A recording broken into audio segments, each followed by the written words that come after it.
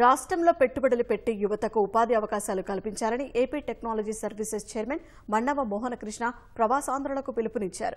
AP technology services chairman గా బాధ్యతలు స్వీకరించిన తర్వాత ఆయన తొలిసారి అమెరికా వెళ్లారు. ఈ సందర్భంగా ఆయన్ను అభినందించేందుకు ప్రవాసాంధ్రులు పెద్ద ఎత్తున తరలివచ్చారు.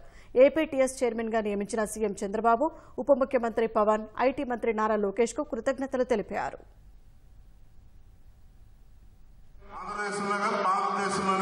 ఐటీ అనగానే గుర్తొచ్చే ముఖ్యమైన నాయకుల్లో మొదటి పేరు మన ముఖ్యమంత్రి నారా చంద్రబాబు నాయుడు గారిది.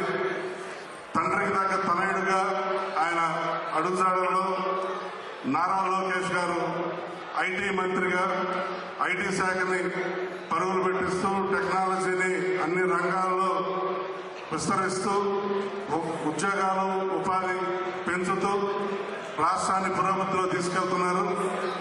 వాళ్ళిద్దరి అడుగుజాడల్లో ఆంధ్రప్రదేశ్ టెక్నాలజీ సర్వీసెస్ చైర్మన్ గా నేను కూడా రాష్ట్రంలోని అన్ని విభాగాల్లో టెక్నాలజీ యూసేజ్ ని మరింత పెంచడానికి, మరింత విస్తృతపరచడానికి నా వంతు కృషి చేస్తానని చెప్పేసి సవినయంగా తెలియజేసుకుంటున్నాను.